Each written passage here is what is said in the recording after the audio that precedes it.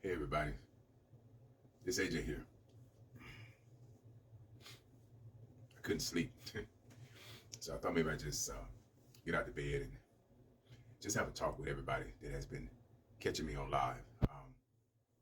It's been difficult, I don't like, I don't like feeling vulnerable.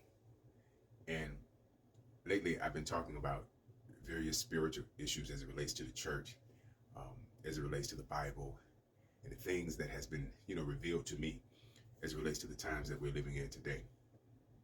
And after last night when I did my live, I had another struggle, and it's a spiritual warfare. I talked about spiritual warfare, and that's what it was. I wanted to do this video because I wanted to share a bit of myself without the dramatics, and um, me being in that space where I find myself preaching when I don't want to preach, or I don't want to sound like I'm preaching.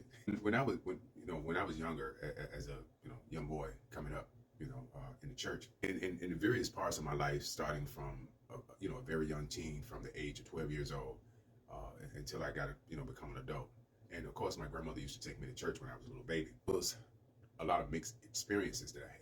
What made it so difficult for me to understand is that even though my grandmother, I truly believe, loved God, my mom, I truly believe, loved God, there was a lot that would be going on in the house, if you know what I mean, as far as, at home. I think my mother and my grandmother would go to church as a means of to escape. Both of them were married to men that were not very, very good to them in various ways. You know what I mean? They was somewhat mediocre and somewhat good, a little bit here and there. But as it relates to um, them being that well upstanding men, because unfortunately, my grandmother and my mother both married alcoholics. Of course, my mother really got deep. My grandmother did too, but my mother, she had started reading, and she felt like God had called her to be an evangelist. I remember this one time when my mother, she had went to her pastor and she had told him that she believed that God had called her. And told her, because that's how it was back in those days. She went to the pastor and said, look, I believe I've been called. He gave her an opportunity to, to speak. She was so excited. She called me and, I want you to be there. I want you to be there. I want you to come and support me. And I went. My grandmother was there. I was there. We was like the three only ones that was in church. Nobody else went to church but my mom, my grandmother, and myself. It was one of those charismatic Pentecostal churches, that believe in the speaking of the tongues and the shouting, and you got to be saved. You got to separate yourself from the world. You can't watch TV, and you can't do this, and you can't do that. And my mother was nervous. She got very nervous. I could tell, her anxiety set in. She was up there. She was trying to speak. She stumbled over words, and she was just so lost, because she was trying to please the people. And I could hear the giggles and the laughs, and and this is in church as this was going on. And I was a young man sitting there listening to this and observing. And I said, these people are supposed to be saved. They're supposed to be godlike. They're supposed to be Christians. What is going on here? And eventually my mother got comfortable and she brought it. After the services, my mother heard those giggles. And it hurt her. But she didn't stop going to that church. She didn't stop paying her tithing. She didn't stop trusting and believing in the pastor. She kept going and all of that. I'm talking about this because I want people to understand the reason why I'm so, I guess that's why I'm so, when I start talking about the body of Christ, or when I start talking about the church, I think that's the reason why I get so into what I'm doing, on top of God giving me, things to say. Because usually when I get on this line, I have no idea what I'm going to say live. I really have no idea. And the thing that I hate the most, that really bothers me, I don't like preaching to people. It makes me feel vulnerable. I don't like that because I've been preached to all of my life. And I tried to steer away from that, telling people what they ought to be doing or what they should be doing in their lives. I wanted to come across as an individual that was genuine, humble, and more understanding.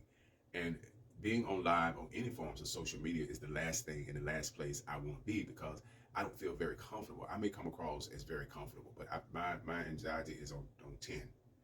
And that's when I really, truly have to depend on God to help me through the scenario. Because I am not one of those that are seeking to be this great power to overcome the world and to preach the gospel. I'm not trying to be T.D. Jakes and Creflo Dollar and all these mega ministers. I'm not trying to be anybody but who I am. But I live a normal life, just like everybody else live a normal life. I do everything else that everybody else does. I mean, I don't go to the clubs. I did go, but I don't go to the clubs anymore. And to be honest with you, 70%, 80% of the time, I'm in the house. So I don't really even go out. I worked all of my life. And let me say something. The reason why I harp a lot, and I know many of you may have questions in your mind. Is he gay? Is he straight? Is he this or is he that? I don't really, as you can notice here, I'm not one that feels comfortable about talking about his personal life. I give bits and pieces here and there because I know from past experiences that people would turn that around and come back and judge you on the very things that you've shared. You know how many times I've been vulnerable in the church? I have trusted individuals such as pastors and ministers and teachers and different things, and have gone to them and have told them things about my life and have shared my struggles and all of that, only to have those things turned around and used against me. I let people just think what they want to think as it relates to me. And I still struggle in the areas of feeling somewhat vulnerable, insecure, and a little bit, and that's a part of the flesh. That's being human. And you hear me say all the time that we're human beings. And we have emotions and we have feelings. And there are sometimes, I don't care how saved we say we are, I don't care how close we say we are to God, I don't care how much we read our Bible, I don't care how much we talk. There are moments when we struggle as human beings. Some people that have been following me, that have been listening to me, understand this, that anything that I do as relates to me speaking online, live, the Bible, and all the other stuff is from the bottom of my heart. And I don't just get on here for entertainment, even though we have to say for entertainment purposes and educational purposes, for the community guidelines. Nobody knows what an individual goes through but them. And there's when you sometimes the audience and the people that are watching you and see you, and they don't quite get where you're coming from, and they don't really know what you're talking about. Sometimes you have to come and just talk to them one-on-one, like I'm doing right now. Do a video, say, hey, this is what it is, y'all. I'm not out here trying to say that I'm better than anybody else. I have struggles just like the next person. And I'm not using it as an excuse. So if you find out something, I've already put it out there that I'm going through something. It's not that either. That no matter how, even though there would be a lot of negative shots, there would be also people that come along and want to help you, or may give you compliments, or may say you did this, that, and the other. And you don't want to get the big head and think that it's all you. And I have to remind myself, I'm a human being. And, I've been married, divorced, I've been in relationships, I have 2 sons, adult sons. I eat, I go out. I mean, like I said, I don't go to the club. I have friends.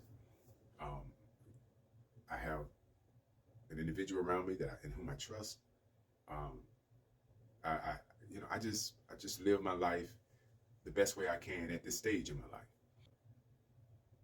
I just want to say to everybody that I thank everybody for taking the time out their day or night or whatever and checking out my live. And I'm asking God to give me a more of a relatable, way of delivering, what I have to say.